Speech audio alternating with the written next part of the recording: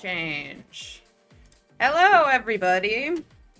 It's time for magic. It's magic time. I am Kat, your usual streamer, and my friend Jess is also here. Welcome, Jess. Hi. Yeah, so we're gonna be finishing up our magical girl extravaganza. Hello, Sophia. Welcome to the chat. Also, shout out to Fragilities who followed me during the pre-stream. I appreciate that. And yeah, I mean, this is... How many of these have we done? 5? This is the 4th and final one of these. This is the 4th and final one. I'm so sorry. This has turned into like an undergrad seminar on like media in Japan or something. Which, for the record, I'm not qualified to teach. Our good friend Dr. April would teach that class, but... But yeah, so welcome. The thrilling conclusion. Yes. Mm-hmm. I don't know. I'll just give my usual spiel, spiel of like, you know, we're two white queers, like, analyzing Japanese media. A lot of this is Japanese media, so just take that with a grain of salt. Anyway, yeah, I mean, we've done this so many times. I guess let's just get cracking into Yuki Yuna. Right. Well, I think Yuki Yuno's the last one we talked about last time. Did we? I don't remember. I think so. I mean, I'll reiterate, you know, kind of what we talked about, I think. So Yuki Yuna is, like, in my opinion, one of the only, like, post-Madoka shows to kind of do what Madoka did and have it not completely fall on its face, at least in those, like, first set of years after that show. Yeah. You know, they've made, depending on how you want to slice it, they've made like 2 seasons of this, and there's more of it coming out next year, I think. So like this is actually continuing franchise.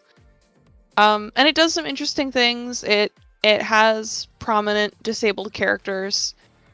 Its use of disability as a thematic or plot point is kind of a mixed bag, but you know, I think it's still interesting for trying in the first place. Yeah.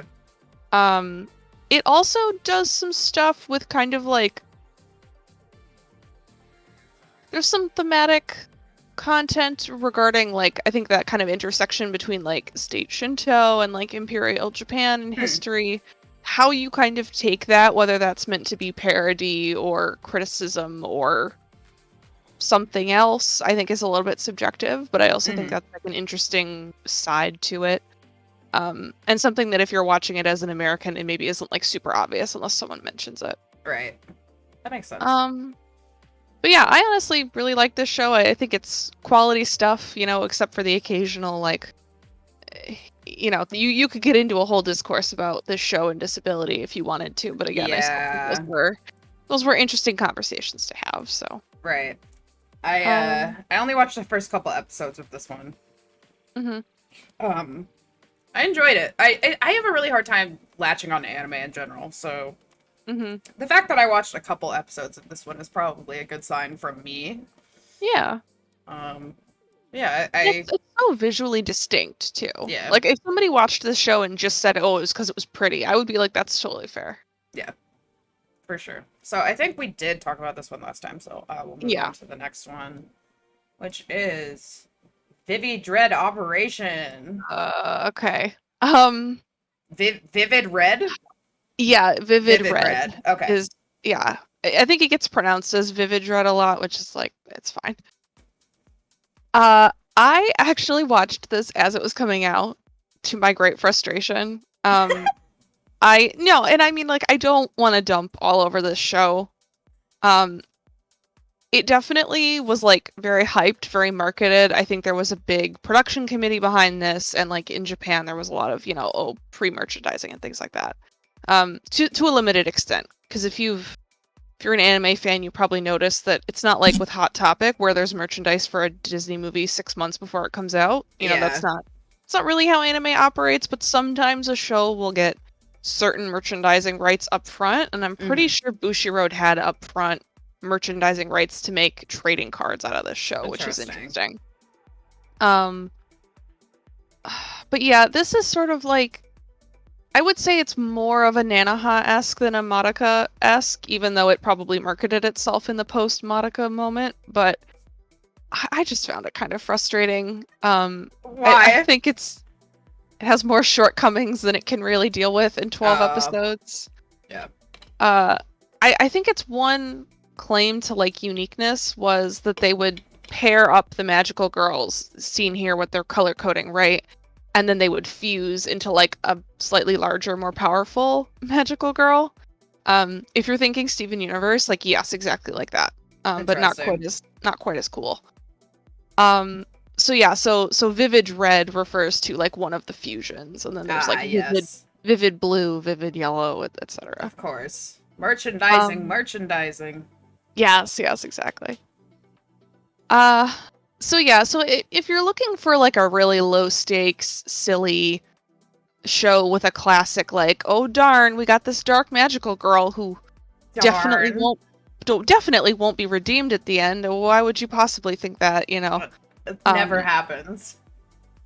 It also has the most atrocious run cycle I've ever seen animated. Like in the opening, watch the girl, the yellow one, she runs in her gym uniform with her, I can't even do this on like stream. I'm not this. gonna try. Yeah, but like more so than usual. Like her elbows are firmly jammed in the underboob. Yeah, I know what you mean. Yeah. The firmly like jammed. Inward elbows. Yes, and with every like sprinting raise of the knee, everything is just, the boob physics are awful. So, if you like laughing at a run cycle, that's also a selling point, maybe. Right. Love it when girls are redeemed at the end. Classic girl stuff, you know? Yeah, I mean, and it's a classic, magical girl element, so I'm not gonna knock it, but I just feel like show this is not the top shelf stuff to me, anyway. For sure. Any other thoughts on Vivid Red? Not really. Sorry, I'm just trying to get my... I thought I could... There we go. I have a light to make myself slightly better illuminated. Yeah. It was jammed behind my sewing machine. Okay, that's better. Alright, next up. Magical Girl Apocalypse. I don't know about this one. Like, I don't know anything about it. So,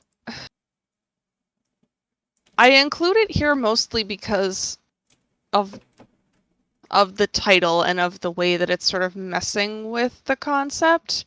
This is like a really gory, really gnarly seinen horror series. Seinen meaning it's like for adult men. Like this is in no way marketed to women. I don't really even know what to say about it. I personally have not consumed this. This was never... I mean, I flipped through this once at a bookstore in Japan when it was new.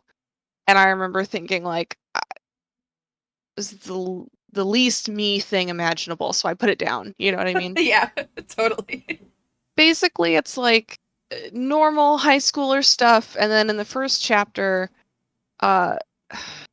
two little girls in magical girl outfits blow out all the windows of the high school and just start massacring the student body. And Japan's being like, oh, I think you went ahead one.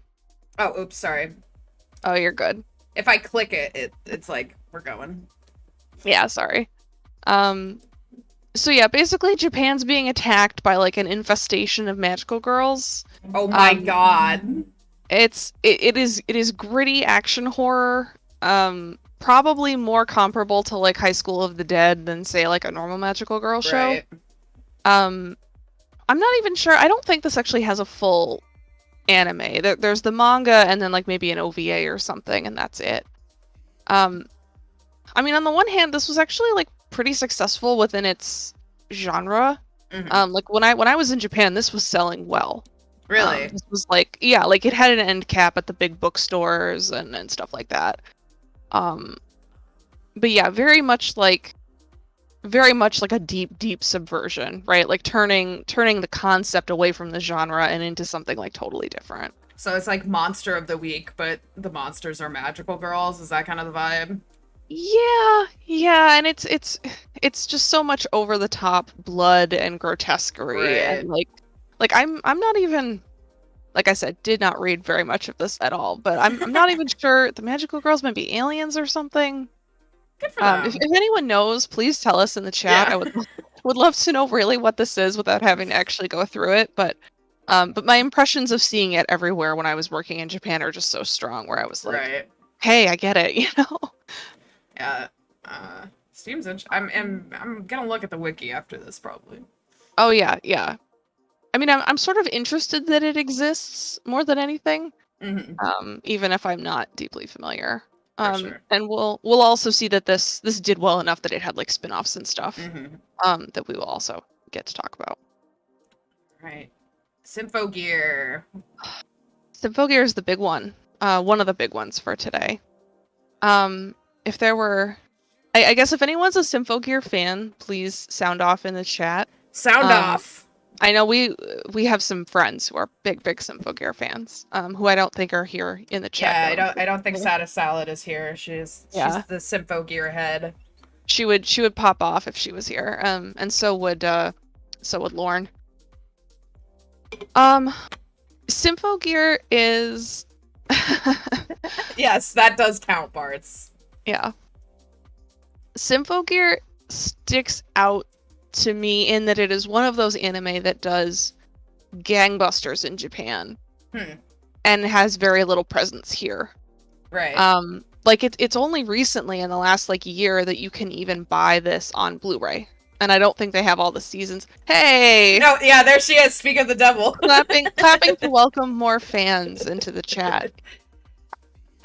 Sympho Gear Uh, an all-timer, says Spongy Cloud. I should watch it. Yeah, it's pretty fun. I haven't seen all of it. I think I saw a season and a half. But this is mega popular in Japan, and I think over here, part of the reason, in my opinion, that it didn't get popular was because it was streamed by Funimation when their simulcasting was really new. Uh, I don't think people had the service yet. I don't think it was well promoted. I actually watched a couple episodes of it when they had it, but they let the rights lapse after like 9 to 12 months or something. So oh, it really wow. disappeared here. And then Crunchyroll went back later and picked it up, but I think by then it was like for American fans, they were like, "What is this? I don't know." Yeah, the hype was Um, probably gone. yeah, there was no hype left for it that like from that first rollout. Um, but yeah, the big selling point here is that these magical girls sing. This is a tech and song based magical girl. Um, and they have big name, idol voice actresses. So Nana Mizuki sings a lot in this show. If you are a Nana Mizuki fan, you should absolutely be watching this. Um, Have you accepted Nana Mizuki into your heart? yes, I have for sure. I have a personal relationship with Nana Mizuki. Oh, I see Sada Salad said watching season 3 on a sketchy subripper site was pain. Yeah, I feel like it's really great now that you can stream this easily here and that that's Yeah. finally getting some nice Blu-rays. But yeah, like having these voice actresses and particularly Nana Mizuki was such a smart marketing move because even when this was brand new, um, merchandise was just selling out. And like if you had the super rare trading card from the trading cards that had Nana Mizuki's, not her real signature, mind you, just like an embossed Ah, foiled yes. stamp of her signature. It was selling for like thousands of Holy dollars. fucking shit. Right, and I was an active. I'm exposing myself here. I was an active voice player at the time, and so like a signature card from a relatively popular set normally might go for like hundreds of dollars, like Is a couple that hundred on the that's higher end. that's the anime trading card game that like a bunch of anime series have, right? Yeah, it's Okay. still pretty big in Japan. These days you can actually buy the cards in English in the US, although I think the league that actually plays in the original Japanese is still strong as well. What's it called? It's called Weiss Schwartz. Wait, oh right. If you go to heartofthecards.com, that's the official English like league site for it, and you can click on the logo and it'll take you to all the cards and Oh everything. wow. Here, I'll post the Um, official. oh yeah, put that in the chat for the Put that in the curious audience. chat. It's like wow, you're Grimoire Weiss? That's so cool. Yeah. It's like it's ultra nerdy anime trading card game. I still have so many cards like under my bed in a box. May the Schwartz Um, be with you. so what was I saying? So yeah, basically like Oops, sorry. you could tell from the overinflated price of the trading cards that what was happening was people who didn't actually play that game but just liked the show were like flooding into game stores and buying out Ah, entire boxes. And that one card with the signature on it, I mean, like the fact that it was like over $1,000 was like we've pushed this beyond. It was more expensive than the card of Fate Testarossa from Nanoha, and oh my that's how you god. knew it was the big That's shit. it's like Pepe Um, Sylvia. yeah, yeah.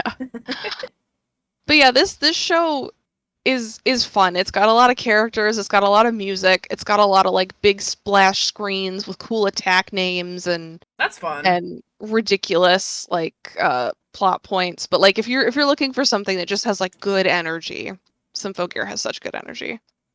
That sounds fun. Um, I kind of want to check it out. I know Sada Salad has been like hype on this one for a long time, so oh yeah. Yeah, we have a bunch of friends who are getting in on the action with this one. all right. Um Any final thoughts on Symphogear, or shall I move on? Uh, no, I mean, unless people in the chat want to throw in an extra word about it, I think that's all I have to say about it. Yeah, if anyone in the chat just like wants to throw in their opinions on anything, like feel free. I enjoy talking with people, you know. It's big, loud, dumb, and gay. Highest praise, truly, for Symphogear. Yeah, it is really gay. I did forget to thank you for reminding me. Bakugo is just a dark Symphogear character. Changed my mind. That's a good pitch for a show. Yeah, honestly. Aw, that's fun. Um, I'll have to check that one out. That one and I don't remember what other one from a couple streams ago really piqued my interest. I'll look it up at the end. was it Tweeny Witches? Yeah. Yeah. Here. Yeah, that's a big one. All right, let's go. Shall we move on? Yeah, sure. All right, Magical Girl Ore. So this is the first of quite a few. I think there's like half a dozen today that we're gonna see. Of this newer trend of doing magical girl stories that are aimed at adult women that are more about like subverting gender expectations with regards Yeah. to like doing magical boys or magical men.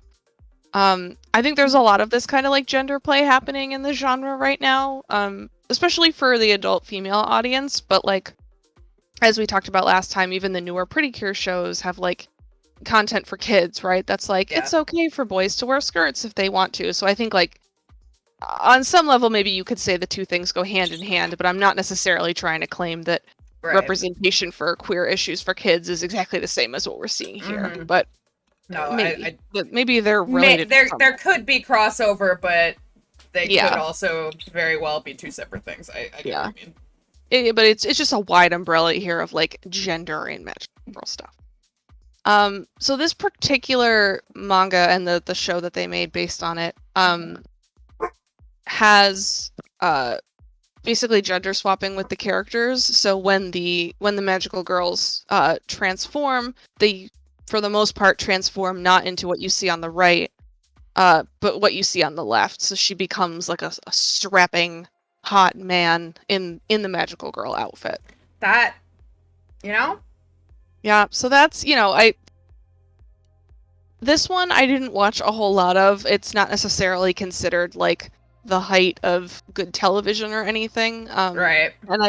And I have noted that this particular approach to doing like magical men has not really caught on. I feel like Most it's of what we more. see today, I was yeah, sorry. I just was gonna say. I feel like this is more like a comedy angle. yeah, it's that comedy like Ranma one half energy a little Yeah. bit. Totally. For the most part, I think the trend is just having actual, or having cisgender boys and men become actual Yeah. magical girls, so to speak. Definitely.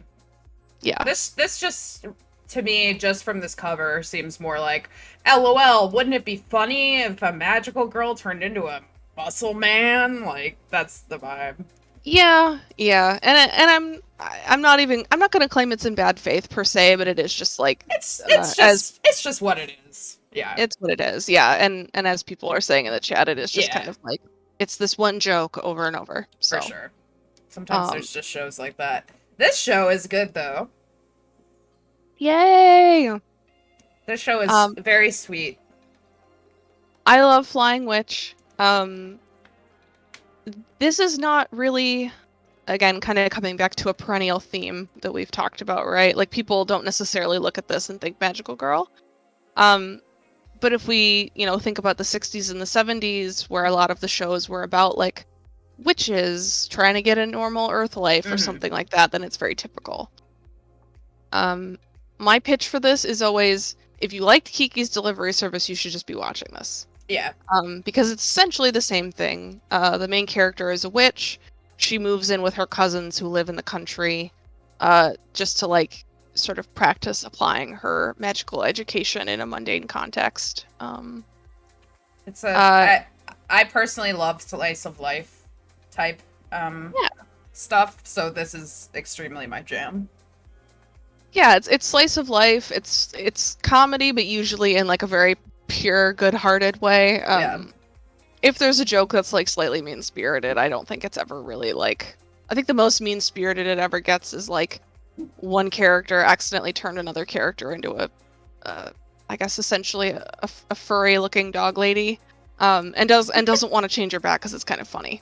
That's like maybe Oh the most wow. mean-spirited it ever gets.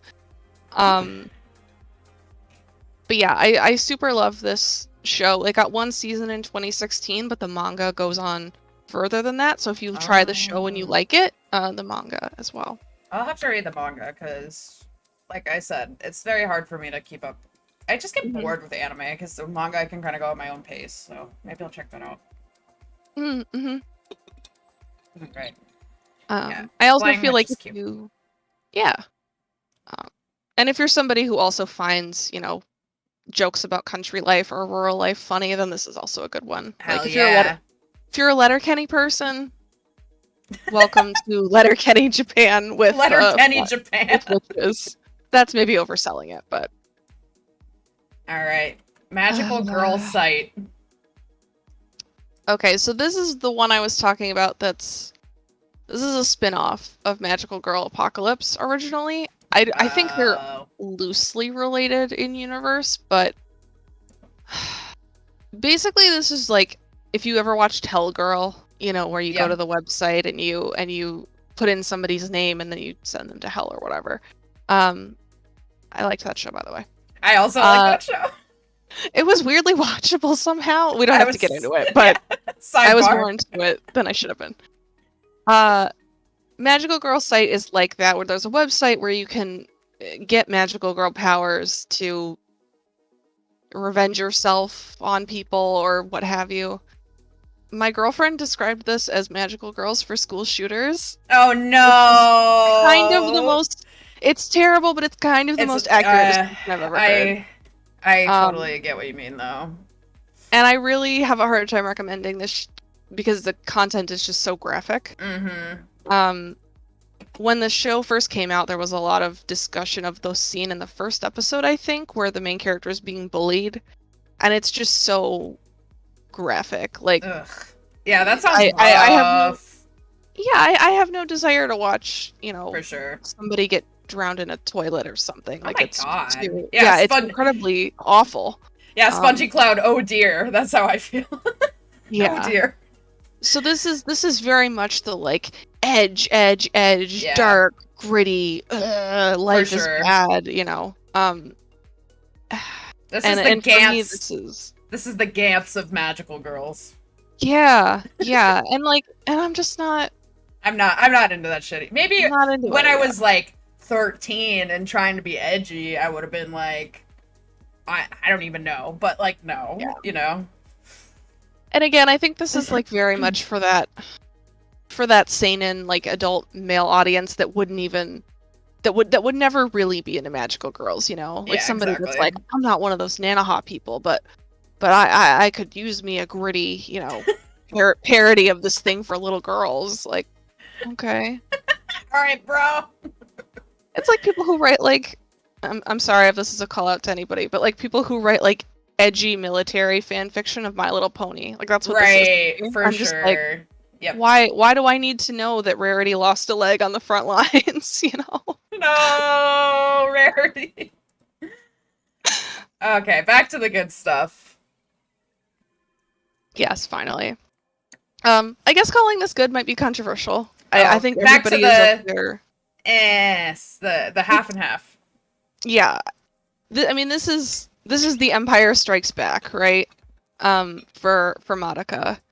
And if you were somebody that thought that the original 12 episodes was perfectly good and that there was no need to continue that story, I think that's a totally fair feeling to have.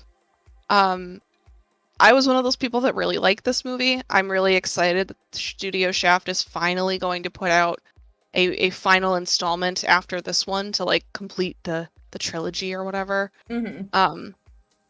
So I liked this, but I know that some people felt like this was a cash out or something. But yeah, this is Madoka, even trippier, even bigger budget, even more. I don't want to spoil the ending of the original show, but like, be prepared to go several steps beyond that in a weird direction.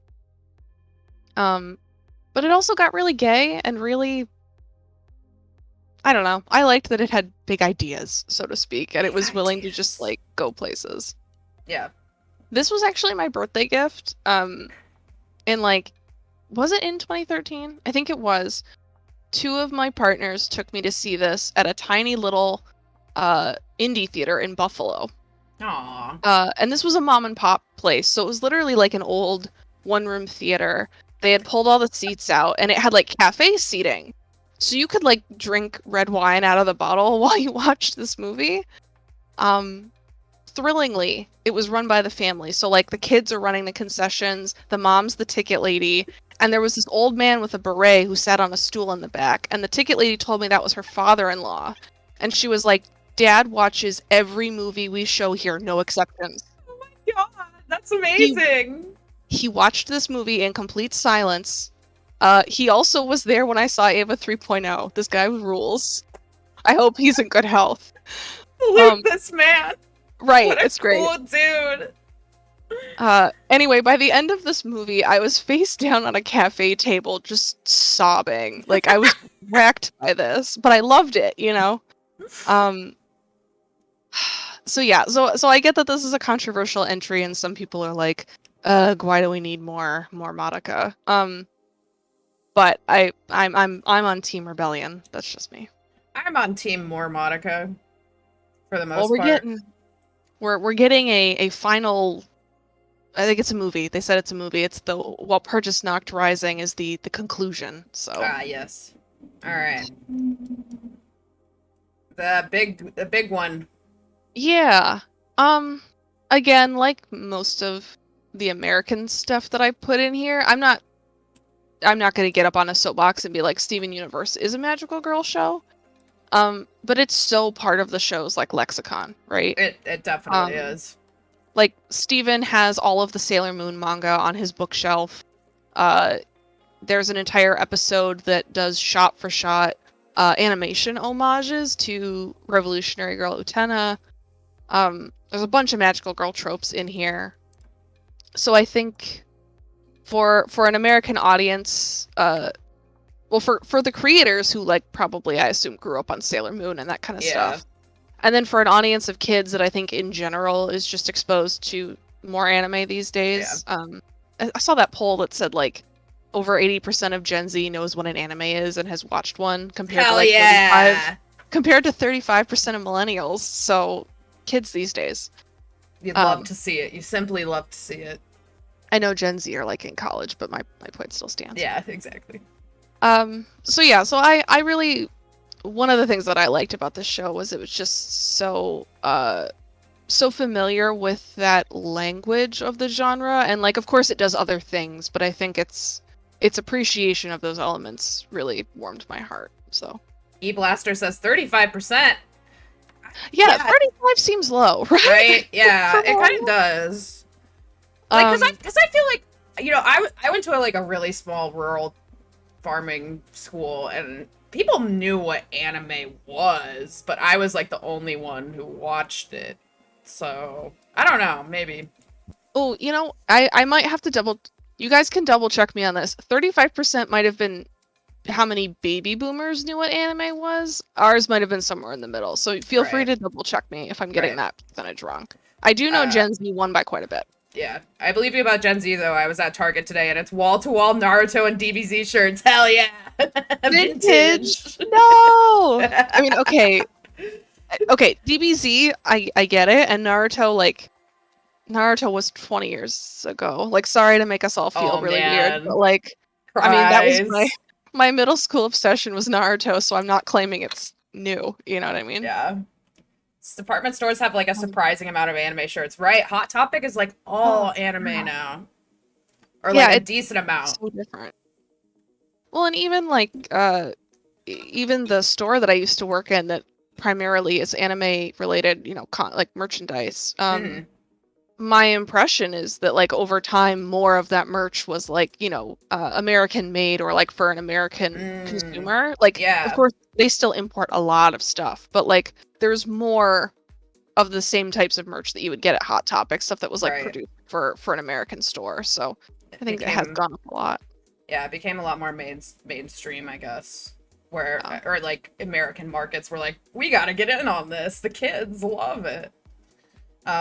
Explosion Oh, Limit says I watched the Naruto stage show last night. Hell yeah.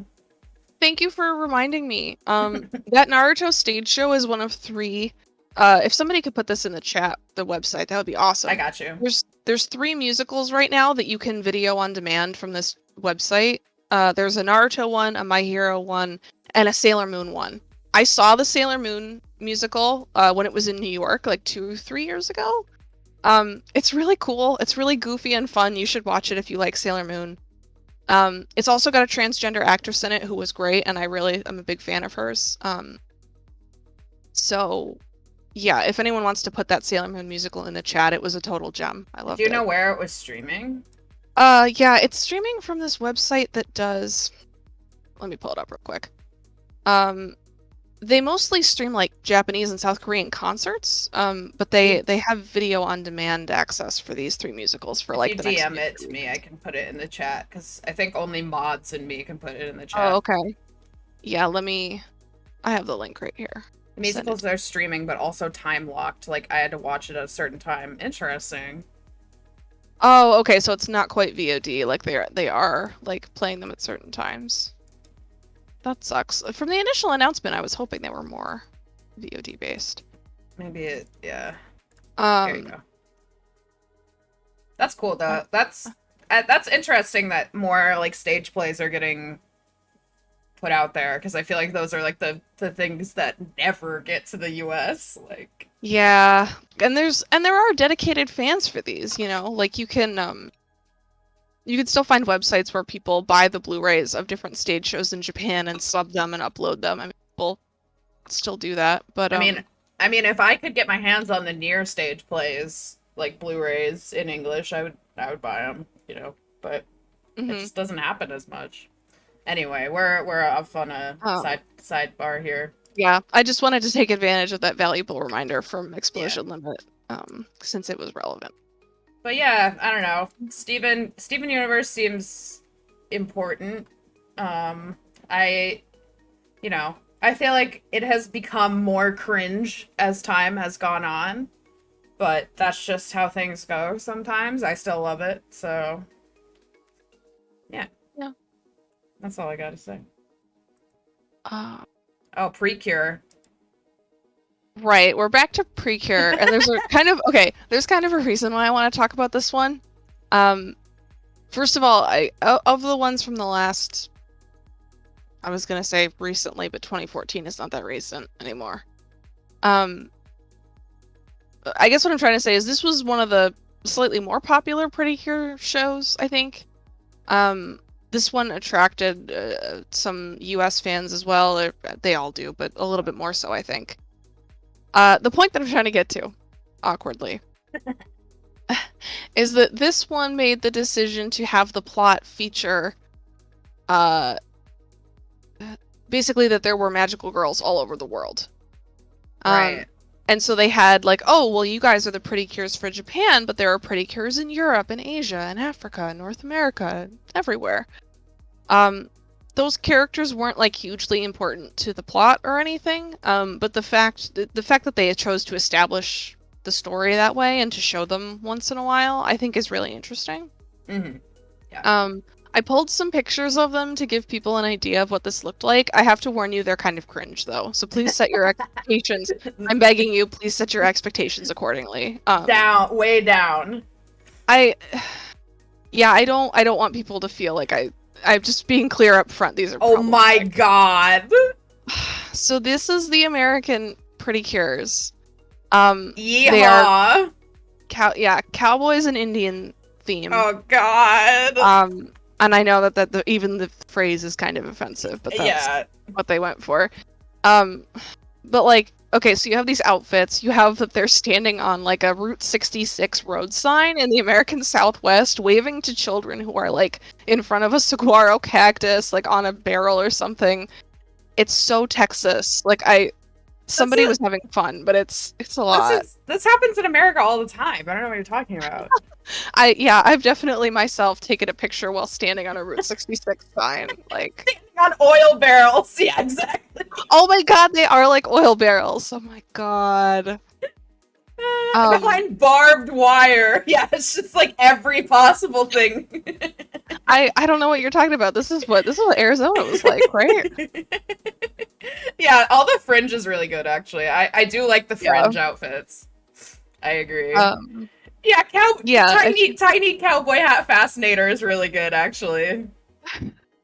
Yeah, I think it's mostly when they were like, oh, let's give one of them a Native American headdress, like the little feather thing, that I'm like, don't do it, you know? You could have just only done cowboys and it would have been fine, you know? Right. But you know, if you've ever, I don't know if maybe this is just me, but if you've ever been in a gift shop in North America that's intended to be for Asian tourists, you've probably seen like how much really, really cringe like Native American stuff there is in those gift shops. Like, here's the thing, it's not even just that. It's like because I grew up in the Midwest and like grandmas love that shit. You know? Like grandmas love that shit. So I feel like it's for like tourists, but also like grandmas. Right.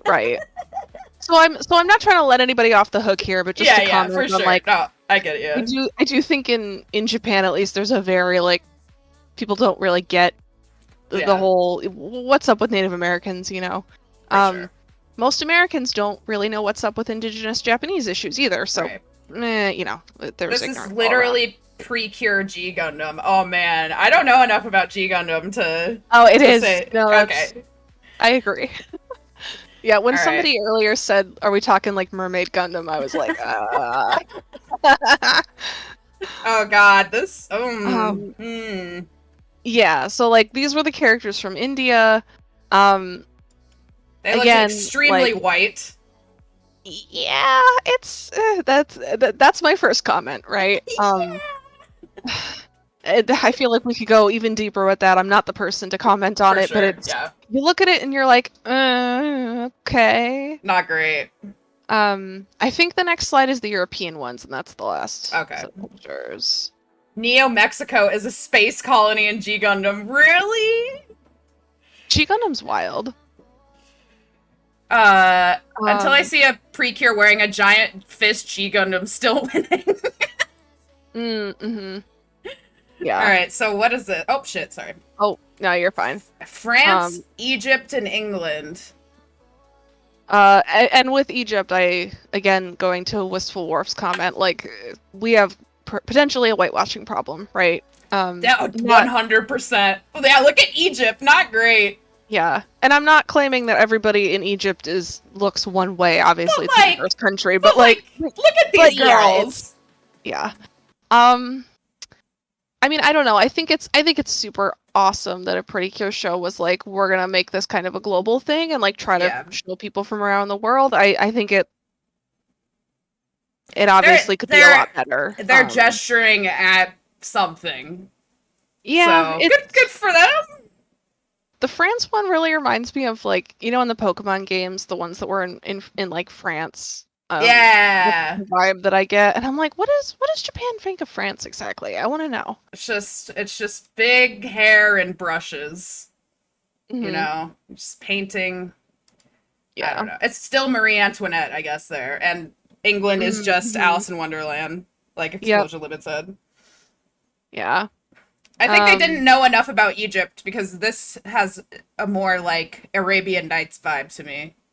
Yeah, something going on with like I'm sure even this term isn't accurate, but like the harem pants or, you know, kind of look. Yeah, Twilight Galaxia says as a white Arab, it's even like, yeah, exactly. Mm-hmm. Yeah. Worf, I think we're ready for a magical girl with vitiligo. I think so too. That would be cool. Like that actually would be cool. And you know, I think we've all seen, right, if you're in kind of the magical girl space, like there's so much great fan art online of people doing like their own characters and stuff, and like and that stuff is out there. So if you want like more representation, just don't look for it. Just like don't look for it in the show. Go find like people who are making it themselves, I think. Yeah.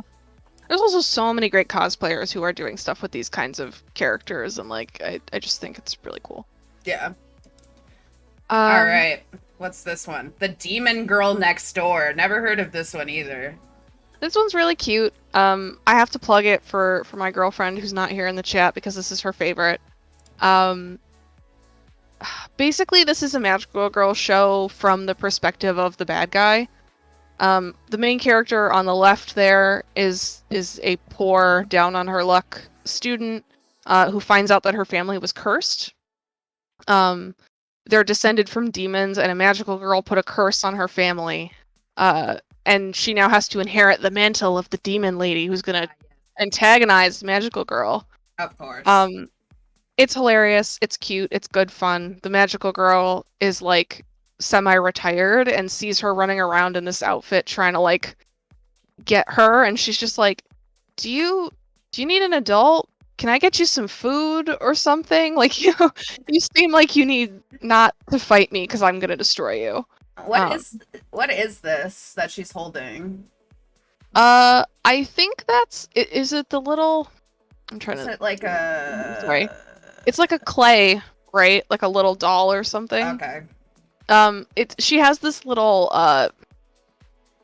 it's the ancient ancestor, and it's in this, like, statuette, basically. Interesting. From Mesopotamia, thank you. Ancient Mesopotamian pottery. Omniboy says it's a comedy? Interesting. Yeah, and this is super cute. Oh, you're good. Again, this is one of those ones that has a single season right now. There's a second season coming in the spring. I think COVID delayed it.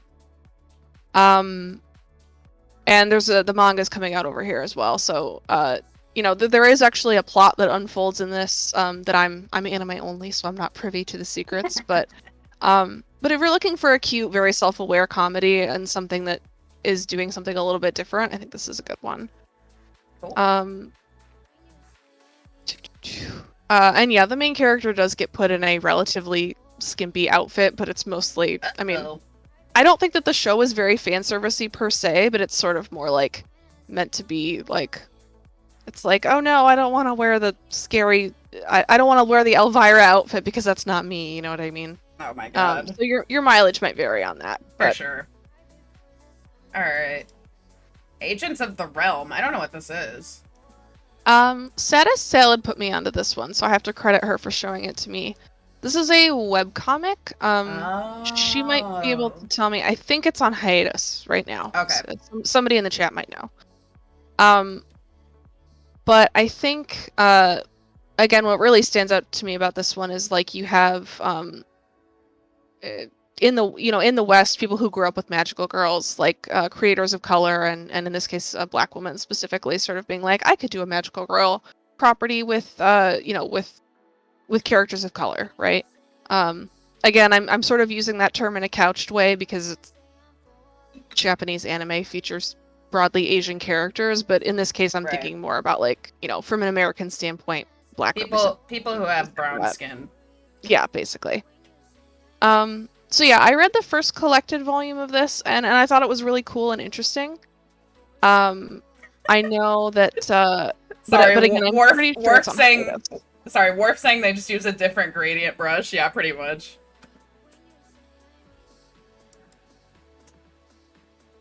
Go on, Jess. Sorry, I didn't mean to interrupt No, it's you. cool. No, it's fine. People should comment. I mean, for me, again, I think this is like a really cool example of like magical girls have become something that I think more and more folks in the States are really familiar with and have grown up with, and you're seeing the genre kind of take on unique forms, like a webcomic in the West, right, or in North America.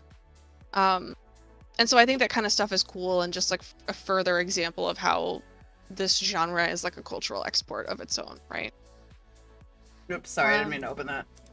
Oh, you're good. Oh yeah, so it's coming back in the fall. That's cool. Yeah, because I think I had heard it was on hold for a while. So yeah, I don't know. Like, it's the person who made this a person of color. Maybe I'm getting her. I thought I met her at a convention once, but maybe she was just. It's been a while. Maybe I'm thinking of someone who was just manning the booth. This person looks super ashy. Like, maybe maybe she was just running the booth, and I'm could be. There was somebody I had spoken to when I was buying, because I bought some merch for this for a friend. But if I am mistaken on that count, I apologize. Nah, you're good. Nothing to apologize for.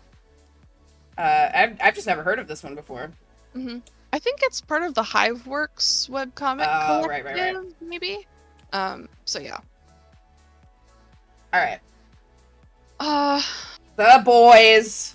The boys, magical boys again, right? And this I think is the more typical type of show that we're seeing for this.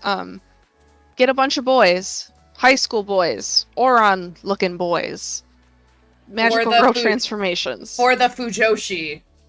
Yeah, exactly. Like this is for we know who this is for. This is for an adult female audience. I watched like half the season of this when it was airing. It's cute and all. I'm not particularly like for or against it, but I think it's interesting that I think I watched some of it with you. Yeah, and it's particularly a weird show for over here because some of it is like really hinges on puns in Japanese that are hard to translate and things like that. But yeah, I think this was for me a big one of like, oh, magical girl boys are becoming a trend, right? Like this was a big one that I think did really well and people took notice of because it's got, what, 2 seasons? 3 seasons? 2, I think. Okay. Bluest Rose says the creator of the previous one is black, so. Oh, okay. Mildred Lewis, yeah, that's okay. What I thought. Worf says this is how me and the boys pose, exactly. This is when we get the vaccine. We're fucking killing it. Oops, sorry. And to me, that's very. Oh, you're good. That's very Sailor Moon posing too, right? Like the sort of like. I can't get. Yeah. And we're color coded. We're strictly color coded here. Is this the one with where he turns into a wombat? Yeah, I think the wombat was the mascot character. Right. Who gave them their powers? I remember the wombat. I should have gotten a wombat picture. Yeah, I don't have much to say about this one. It was kind of basic when we watched it, I remember. Yeah. I mean, I think it's just sort of again like that trend indicator of like, oh, there's a new kind of flavor of magical girl stuff that became prominent, and it's still kind of having a moment right now, I think. Yeah. Oh yeah, let's fucking go. um, Spec Ops. yeah, I don't have a whole lot to say about this one either because I didn't read much of it. Um, again, I think people have interpreted in like the post Madoka magical girl that's for adults, right? I think people have interpreted that mandate kind of broadly. Yeah. Um, so if the impetus is for rounded, realistic, angsty magical girls, sure, I guess having them be in the military and have like post-traumatic stress disorder and go to veteran support groups and like try to get out of the life, is a way of doing that. I I'm not necessarily endorsing this one or saying it's my kind of thing, but I do see this as one direction that the post Monica thing kind of went in. Sorry, I'm just imagining like all these magical girls like in The Sopranos being like, "Hey, I'm trying to get out. I'm trying to get out of the Mm. gang, Sopranos gang." Yeah, Uh, so like, uh what is the plot of this? uh if I'm remembering correctly, the magical girls were recruited into the military to fight aliens. Stop me if you've heard that before, because that's getting to be a kind of common plot thread. Um, and I think the main character retired or tried to drop out of the military because people in her unit died, and she Oh has my sort of like a I'm not god, going back, but she dude, gotta go back into why? active duty because there's more aliens or something. Oh, but Wistful Warp's comment, drone strike. It's true. Yeah, it's and I think it's weird too because just like in the US, you have people who are like I Really don't even into know how to put military this. stuff. Yeah, like military Yeah. fans. Japan has that too. Uh, Well, it's people. like, what's that one gotcha game with the gun girls? You know what I'm talking Oh, about? Contact Collection, where they're boats. Or no. You're thinking of the one where they're actually guns, It's right? a gotcha game, but they're all like anthropomorphized girls that are guns. I feel like this has that energy. Yeah.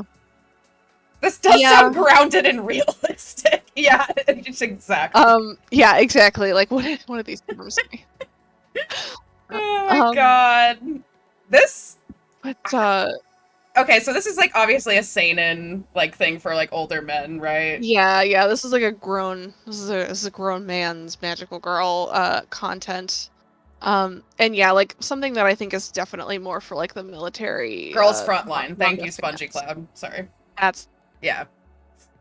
Yeah, but um this is interesting. I'm kind of intrigued. Sorry, every time I fucking click on it, I'm no, kind you're of good. intrigued by it. I'm not gonna lie. Like, I kind of want to watch like one episode just to see how bad it is. But Yeah, it's I think what did I read like a couple chapters or something like that just to see like what's this all about, and I was like, Wait, did I watch the first episode? I may have and blocked it from my mind, so word of warning, I don't know.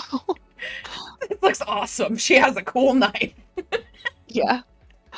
Maybe it is Oh, awesome. I don't sorry. really know. No, you're good. We can move on. Okay. Sleepless Domain. Is this another North American one? Yep, this is another webcomic. This is another one that is I've read some of it, but my girlfriend is really big on this one. Um, so this is by Mary Cagle, who she's had a couple of other webcomics, and like people might be familiar with her from her Twitter, or she had the Let's Learn English webcomic that was about when she was a jet working with kids in Japan. Um, but Oh. so she's the writer and artist behind this one. No, it's not spelled that way. Different Kegel. Different Kegel. Um, this is a really cool magical girl webcomic. I think this is also a Hiveworks hosted one. And to me, this is like more. I don't want to call it post Madoka dark magical girls because it feels to me more like the way that magical girls were doing slightly darker storylines in like the 90s and early 2000s, right? Yeah. Where it wasn't like ooh edgy gritty necessarily, but it was like hey, there's something kind of fucky going on here, right? Yeah. So the magical girls are recruited into troops to troops with a U like a Girl Scout troop to protect the town. And something goes very wrong on patrol, and so the main character sort of is like, I have to investigate. I have to find out what's being covered up. Something mysterious and magical is going on. So it's got like a mystery element to it. Really cute, colorful art, with serious storytelling at the same time. Also, if people are looking for magical girl webcomics with queer storylines in them, this is a good one. I've read some of this. Don't ask me about it. That's cryptic. I'm trying Do you not like to it or spoil not? anything about it. Maybe, is it sad or something? I mean, I think there are parts of it that are definitely sad, Okay. but I'm not sure if that's what people in the chat are thinking. Worf was just gonna start asking Sophia questions like, no tomorrow. Oh, you have a shit memory. Okay, got it. Okay. Okay. But yeah, I think this one is like underappreciated, and I wanted to shout it out because it's like, hey, if you're really into the magical girl genre, you may really like this one. I'm not super crazy about this illustration, but I like the other 4 girls' styles. The Like, artist also, for the first like 2 chapters, somebody else did the art, and then Mary did it all herself. So the art style also is. I see. That may be a draw or a detraction depending on how people feel about the Right. first chapter. But all right, Flip Flappers. I heard about this one when it came out. yeah, I like Flip Flappers. Flip Flappers is a goated name. Yeah. People like this one, right? I really liked it. I think there's like, it's kind of niche, but I think there were a lot of fans of it here in the States. People liked it. This is not a Kunihiko Ikuhara anime, but it kind of feels like it is. So if you like stuff kind of abstract, if you like a lot of wild like concept episodes, I recommend it. It's really well animated. It's really fun. The story is kind of wild, and like at times you sort of have to squint a little bit and like not think about it too hard. But I thought this was really cool. The main characters have to go into these psychic dreamscapes basically, to collect their crystal fragments or whatever. And sometimes those dreamscapes will have like actual implications for people that they know or for things that are going on in the world.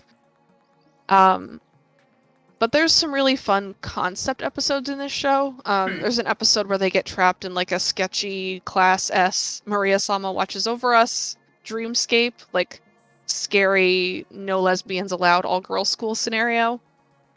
Fun critique, right? There's an episode where I think one of the girls is trapped in the other main character's head, and so everyone is her. So the actress is credited as like, she's credited like 17 times because it's like, she's like, version of her who owns bakery, version of her who's a hot guy asking you out. Like, that sounds she does fun, actually. voices. It's really fun. But yeah, very, very fun, queer, interesting, artistic show. I liked it. I'll have to check it out. I like the outfits too. Like, the outfits are fun. Good colors. And I kind of have an appreciation for like, I like it when shit like this gets made. I like, even if a show like this doesn't totally stick the landing, I'm usually like, I'm happy you're here. You know what I mean? For sure. Yeah, I totally know what you mean. Something unique. Oh god, we should have put the really bad panels in. Oh yeah, I should have thought to grab those. No, it's okay. Oh, and yeah, the ending song to Flip Flappers is so cute, so precious. Aw. They flip, they flap. They flip and they flap. I think there's not much we have to say about Sailor Moon Crystal. It came up before in these streams, and people already kind of know how they feel about it. Yeah. heavy sigh. I mean, there's not much to say that hasn't been said, right? Like, it's nice that the franchise came back. It's unfortunate that Toei doesn't seem to know what to do with it, or the studio doesn't put enough work into making it actually good, because they know it'll just sell anyway. It did improve on the Blu-ray. They did some touching up on it. Yeah, and then starting with the third, I don't know if it was called the third season or just the third part, they switched directors, and Chiaki Kon is much better. So yeah, I think in the later half it really picks up. Yeah. I It's watched the not. new movies. Those were actually fun. I liked those. I don't think it's bad. Like the first couple seasons aren't Yeah. bad, but they're not good. They're kind of Yeah. just like meh. And it's the mediocrity that hurts, right? Like in a Yeah, way that's almost what is disappointing. for sure. I mean, I think it's cool that, like some other big remakes that get a lot of play, like Fullmetal Alchemist Brotherhood, for Yeah, example, the intent here is to do like a manga accurate adaptation, right. but they're a little too precious with the material. I think so too. Yeah.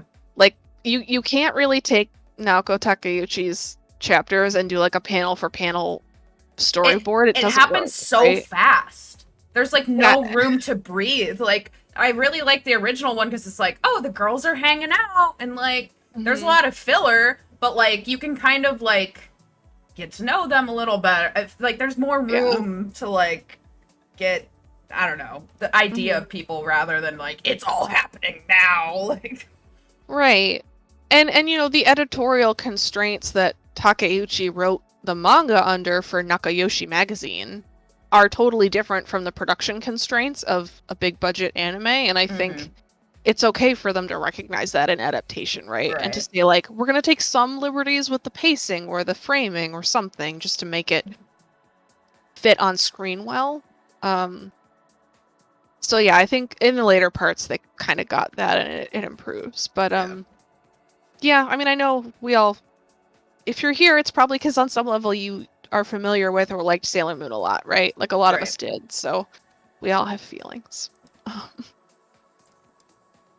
All right, another remake, kind of. Kind of. It's not so much a remake as it is like a spin-off. Mm-hmm. I mean, Creamy Mommy is almost 40 years old, so it's almost wild that this exists, right? Right? This is a manga that just started a couple years ago, and it's coming out over here too. Um, basically, if you maybe people didn't watch when we talked about this, it was like the very Yeah. first stream. Yeah. Creamy Mommy is the idol who ages up and becomes cute and purple haired and takes the musical world by storm, and she has this mean rival character who just can't stop being a big jerk. And Of this is the course. manga where that rival is the main character, and the intent is to sort of critique, like, well, what's her experience in the idol industry? Like what's her challenge as a musician? What are her complicated feelings about this very naive upstart who's sweeping over everything, right, and kind of like taking over the manager's attention and whatnot. I don't I think mean, they kiss. and not as far as I'm aware, but I think the manga's still running, so there's room for things to happen. I don't know. I think this feels very of the moment to me. Like, there's more stuff being made in Japan, more media that's kind of critiquing like the downsides of idol life, right? Yeah. There's this recent fascination in like the shoujo and otome genres with like, well, what's things like from the perspective of the villain character, like that's a big thing happening. So to me this feels kind of natural, but I think it's really cool because it's like Creamy Mommy is so old. Yeah. But in Japan it has lingered in the cultural memory really strongly, so you can just make something like this and get the rights to it, and it's successful. So I really like. Oh, God. I really like this illustration of her as well. Like, I like this art yeah, style a lot. this is the cover of the first book, I think. It's cute. I I like mean, it. like without the text on it, but Yeah. Good shit. I'll have to read that. yeah, All right, we're getting closer to current age. The gayest show here. right, yeah, definitely. Mommy has been creamy for a long time. No, please, I beg of you, I no was more. waiting for someone to say that. I hate having to talk about the show just because of the name, and I'm like, I know this sounds wrong. Yeah, She-Ra. She-Ra's super recent, right? Again, not saying that it is a magical girl show, but it's clearly familiar with some of those tropes. I mean, obviously this show is first and foremost pulling from the 80s She-Ra cartoon. Even in the 80s She-Ra cartoon, She-Ra had a transformation, like Power of Grayskull, He-Man did that too. I think in this show the ability to draw a little bit on magical girl stylings, kind of like plays into the She-Ra bit very well. having a more elaborate magical transformation, having some magical girl tropes thrown in there works really well. It's very compatible with 80s He-Man is what I'm trying to say. Um da, da, Damn, da. sorry. Ryan timed out Worf. I was like, damn cold. Ah, sorry. Rip. Anyway, Um I have not seen this show, so I don't know much about it. I really liked it. Like I feel like most of the big popular animated shows these days are also surrounded by like discourse, and there's always like people who love Yeah, or hate something, and that's exactly. normal. I really enjoyed this for the most part all the way through. I mean, I'm also like, there were folks who really liked it because they remembered the 80s She-Ra. There are folks who really like it knowing nothing about it. Yeah. But I thought the storytelling was nice, and they were able to do some interesting things. And yeah, Noelle Stevenson really fought hard to twist Netflix's arm to allow, them to have queer content and queer characters, and that's also, happening more and more, and something that I have respect for. So, It's worth yeah, mentioning. yeah, definitely. Oh my god. Yes, I was thinking of importing these, if they don't get licensed soon. Oh my god, look at them. They're great. This is so horny. It's very horny. This is sorry to be like, I'm not gonna be horny on main, but like, I'm just saying factually, this is very horny. This is creamy mommy. Ah, no, Sorry. stop. I'm No. just I'm just like fanning the flame. I'm sorry, everyone. Um, as I'm sure everybody can tell, this is a Tokyo Mew Mew spin-off. It's running right now. I think it's on like volume 4 in Japan. Um, it's basically the original plotline, but with high school boys, and it's a reverse harem for good measure. Oh So they my have god. the main character is not pictured here, but she's actually a high school girl in their class who is sort of like, to use a sports anime metaphor, she's like the manager, Like she doesn't fight with them, but she's like running, helping coordinate all She this has a harem of cat boys. harem of cat boys, bird boys. I think the guy with the yellow hair is a Komodo dragon. Um, Let's fucking go. yeah, this if you go to the wiki and look up, some of the animals are the same as the original and some are different, but I'm personally just like so smitten with this whole concept. I mean I am too, let's be real. Yeah. Like the main character is also an Iriomote cat, just like Ichigo was. I mean, we gotta represent Japan's most popular endangered species, right? Of course, the only way we can save the species is with hot Is with anime. femme cat boys. Well, and Azumanga Daioh, let's not forget. Entire side plot dedicated to saving the Iriomote True. cat. I do love that side plot. It's really cute. Yeah. All right. But yes, I think there's a number of us who would love to read this, and it's so horny, and it's so clearly aimed at women who liked the original when they were kids, and I have so much respect for that. Oh, I love Loveless. Oh my god, it Loveless! does. It Oh is my like god! Loveless. It does look like Loveless. It does. Especially the guy in purple. Yup. Yeah. Olay! Oh yeah, because it's a stupid. You know what I mean? Because it's Tokyo Mew Mew always has to have the food puns, so instead of ore, it's ole. Oh, wow. Because they had Tokyo Mew Mew a la mode. And... Wow. I forgot about that shit. Yeah. That's a bad pun. Yeah, I hate this pun. Yeah, I'm not claiming it's good. Okay. When the editor of Nakayoshi magazine was asked if the original characters will appear in the spinoff, his only answer that they gave was, "That's a secret." I'm taking that as a promise. I have also never heard of this one, Magical this Girl is really Doremi. recent. Yeah, this came out like, I think in Japan this came out like last November. Dubious canonicity. Yes, exactly. So this is a really interesting movie because it's not exactly a Magical Doremi movie.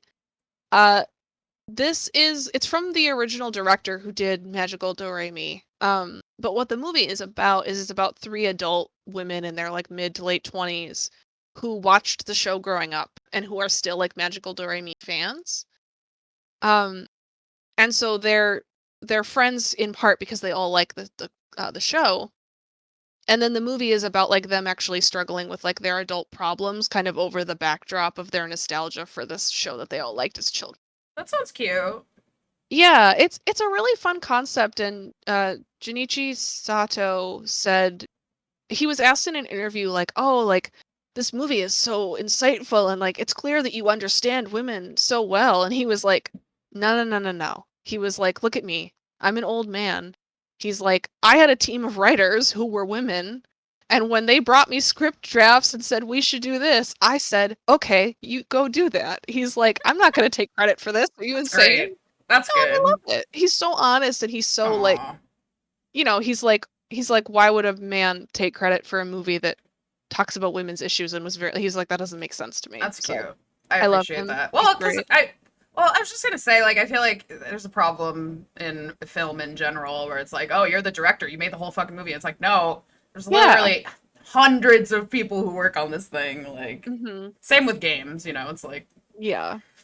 silly, silly, silly. But I'll have to check this one out Uh, because Sada Salad says I think I would like it. So yeah, I think I also really hope that we're gonna get a Blu-ray of this over here because it got nothing but like great reviews in Japan and from the few Americans who saw it in Japan, obviously. So I'm optimistic because this sounds like a really great film. yeah, it looks super cute. Um, Very Ranmaru. Glaring at Miyazaki, yeah, same. Speaking of horny on Maine, Here, this yeah, show. here we go. Let's fucking go. This is magical boys to an extreme of like we need JoJo level poses, we my need God. like extreme brawn. Look at their fucking jock straps. Yeah, there's like I said, very horny on Maine. This just finished airing like a month ago. If you're curious about it, I warn you, if you Google it, you're gonna find some gifs of extreme jockstrap in the camera. If that's your thing, great. If you wouldn't like that, I'm just letting you know. Basically, these gentlemen are fairies from the fairy kingdom. They're here to solve magical and emotional problems. Hell yeah. It's very horny on Maine. It's got some. It's very much aimed at the Fujoshi crowd, and I say that with love. So if you're looking for some hot gentleman's homoerotic content, sure, go for it. But some of the episodes for this were like downright bizarre. Like there were episodes that involved like heavy use of like BDSM type imagery and like scenes. Like What the fuck? okay, the guy in blue there with the whip. The whole episode was like devoted to his like sadomasochistic hangups and his like childhood trauma and like. Oh my god, dude! What? I mean, listen, if you're not gonna be comfortable with an anime that says, you know, do you think that your adult proclivities have anything to do with being sent to the corner for timeout as a child? Like this show is both taking itself too seriously and not seriously enough. But it's bold, and I'm not claiming that it's offensive per se, but it's just like very particular. So, it's something. It's something is the only way I can describe it, basically. Because the reviews that it got on like ANN, for example, were not bad reviews, but people were mostly just like, I don't know what to say about this. It's baffling. Well, I also there was somebody big worked on this. I'm blanking, but there was like a particular writer or something, like an up-and-comer, I think, who worked on this show, and people were like, "Oh, that's interesting." So, God, I can't get over these jockstrap things. I wish the other picture I was gonna use because it had them doing crazy poses, but it didn't fit on the slide nicely. Like it was too small. But like, if you Google this show, you'll see the picture of them posing, and the guy on the far right there is in the most impossible JoJo's pose with like crotch out. You know what I mean? Like I'm not gonna do it for the camera, but real contortionism happening. That's great. I'm gonna have to check this one out just because I gotta know. Yeah. Okay, this one has been on my list because I feel like it would be my shit. So no, I'm sorry, I'm like collecting thoughts. Women go insane for a jockstrap. I watched Wonder Egg with the greatest enthusiasm. Oh no. No, it's okay. I'm not gonna be like dunking on it per se, but Dunk, dunk, dunk. I, first of all, again, this is the kind of show that I want to get every season. I want creative, original, well-animated shows with weird concepts and crazy art and like symbolism. That's me. Yeah. I like that. So this show was a gift, and I'm really glad we had it. It starts out really strong, and it kind of, in my opinion, face planted really hard right at the end. Sucks. It's sad. I again, like, I'm happy it exists, and honestly, like, if people don't mind having to be like big shrug about the end, then I would just say go for it. But the last 2, maybe 3 episodes, I feel like weren't. They don't. Mm-mm. Yeah, what's up with the egg? Oh, right. So the plot of this is, first of all, this show comes with a big trigger warning for suicidality. I have to say that up front. Yeah, I heard it was a little intense.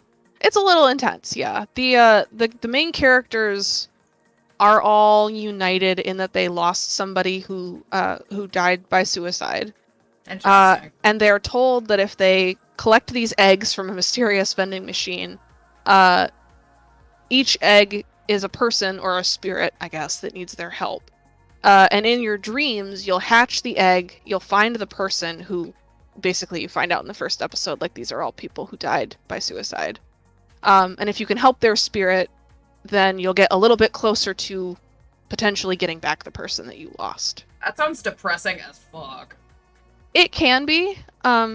It takes its subject matter really seriously for the most part. So, I mean, when you're exploring what happened to some of these folks and like why these things happened, I mean, it takes a really serious look at like women suffering sexual harassment and people not standing up for them, or experiencing like intense bullying in the context of being an athlete and like your coach is pushing you too hard. So I think it takes that stuff seriously and wants to have an interesting conversation about it. It also, and people feel kind of two ways about this, I know. It did some interesting stuff with trans representation this season when it aired, or last season. The character in blue on the far right is, on a plot literal level, dresses in boyish clothes, and again, on a plot literal level, goes to a girls' school. So, on a plot literal level, you assume going in, like, okay, this is potentially like a assigned female character. In my opinion, that's kind of smokescreening, because the character's arc is I mean, and I know, again, I know not everybody agrees with this, but it's a very like trans feminine character arc. It ends with the character basically having like a coming out moment alongside a trans man who's reasserting his identity. So it's interesting. I know some people are like, it doesn't count, and that's totally fine and subjective, but there's so much. Think, yeah, I was just gonna say there's so much shit like that I've seen in just media in general, where it's like it's it's unclear, it's kind of and up to the viewer at this point. Yeah, and I'm again, I don't know the minds of TV writers. If I had to hazard a guess, I would say maybe that was, they told the production company like, oh, the characters are all girls and they all go to these schools and it's fine, right? And then just kind of like snuck this in there, Well, but that's just my read. Well, I feel like some people just, it's like, oh, they're like, you never know, like, what people's intentions are, because it could just be like, oh, like, she's a tomboy, like, it could be so many different things, It could be, yeah. I mean, they definitely prominently deployed the trans flag on a number of occasions, so I mean, there's at least that. I don't know. That's interesting, because I feel like I have never seen that in an anime, so... It's the second anime I've ever seen that did that. The other one being Zombieland Saga, which... Oh god, I forgot about that anime. They have 2 characters that regularly wear the trans flag, either as bloomers or socks or like shirts. They have many trans flag outfits, yeah. Because that show has a trans girl character as well. Interesting. And that one is like straight up canon, literal, like they're not hiding anything. Yeah. So, But yeah, overall, I still kind of want to check out this show. It yeah, appeals to me. So, like I said, I really enjoyed my time with it. I know that there's people have a lot to say about it and like a lot of things that it did or didn't do well. I think the ending was disappointing. yeah. But I want a show like this every year for the rest of forever. I want people to crazy shit like this. I mean, I do. Yeah, no, I get that. All right. I think that was our last one, except for our awards. Yeah. Oh, mine didn't make it on there. It's okay. I'll just say mine out loud. You go ahead. Yeah. I mean, I basically just wanted to wrap up with like best of kind of thing. I started with most influential by decade, just to be like, what were the ones that maybe like from a historical perspective mattered the most, right? Stele the Witch, Secret of Ako-chan, those were big. Cutie Honey was probably our surprise biggest influence of the 70s. Again, not quite a magical girl show at the time, but ended up being so influential to Sailor Moon and all this other stuff. Creamy Mommy in the 80s, Sailor Moon in the 90s. For the 2000s, I have to give it to Pretty Cure because they're going strong and they're basically the bedrock of this genre. Yeah, pretty much. Like, Pretty Cure is magical girls, better or worse. And then for the 2010s, I mean, Madoka Magica kind of shifted the way that this genre operates for adult viewers, and I think that's at least worth acknowledging, if not celebrating. That's your own opinion. And then I just picked my top 5. So, Princess Tutu, I'm counting My Hime and My Otome as one show. I'm cheating. These are in no particular order, but Utena, Cardcaptor Sakura, Tokyo Mew Mew, that would be my top 5. Yeah. I would love it if people in the chat would share their favorite too. Like, what's your all-time? Yeah, please give fave magical girl stuff. I was gonna say Berserk is my favorite magical girl manga because Guts has a transformation sequence when he does he really? When he gets the Berserk armor. Nice. But that doesn't really count. So I really like. The one I really like right now is Witch Hat Atelier, which is a manga. Oh, yeah. That looks so cute. Witch Hat Atelier is amazing. It's super fucking good. I really recommend that manga a lot. Other than that, like, I'm a Sailor Moon guy. Love Sailor Moon classic. Is Read or Die a magical girl show? Maybe. I don't know. Kind of? Sort of? It's been so long since I thought about Read or Die. I love the Read or Die OVA. Yeah. Is it... I was gonna say I like the movie, but is the movie just the OVA? I mean, we might be thinking of the same thing. Read or Die rules! Yeah! Read or Die! Read or Die heads, let's fucking go. The anime itself was more of a magical girl anime because they had the 3, like, paper sisters or whatever. And they did have, like, different uniforms and stuff, so I feel like that one might fit more. Yeah, definitely. Yeah, Gee Blaster says there's no transformation in Read or Die. Yeah, that's the one thing. True. Get rid of Harry Potter, just have Witch Hat Atelier. And Witch Hat Atelier is fucking amazing. I highly, highly recommend that. I can't wait to check it out. Extremely Sympho Gear Brain, says Spongy Cloud. Yep. And Nanaha is another one. We got some Utena heads in the chat. Yeah. Good shit. Awesome. Nanoha. Yep, gotta respect Nanoha. I'm trying to think of some other favorites of mine. The only ones I can think of, like, are not my favorites. Like, I keep thinking of Negima, but I hate Negima. I almost put Negima in this presentation, but then I was like, I don't want to talk. I could talk too much about Negima, and I don't want to do that, so I skipped it. I'm sorry, y'all. Oh, you're good. I don't know. There's a big similarity between Gundam and magical girls, I think. Yeah, and I think, like, Nanoha was the... No, I mean, like, I don't think it's that hot a take. Like, Nanoha cashed in on that big time, and other people have done that since, so... So yeah, totally. Bart's, no, let's talk about Negima. Another time, honey, another time. Is Gunslinger Girl a magical girl? Oh, Lord. I could also talk too much about Gunslinger Girl. Gunslinger Girl's so fucked up. Me in middle school reading it, being like, I don't understand. What's South Italy? Like, knowing nothing. Dad, why is Italy at war with itself? And my father's like, what?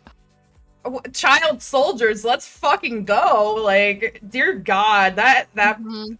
oh my God. Gunslinger Girl is a strange that manga slash anime I feel like started the weird like military little girl trend that like Girls Frontline and stuff had going on. Trigger warning for disordered eating very quickly.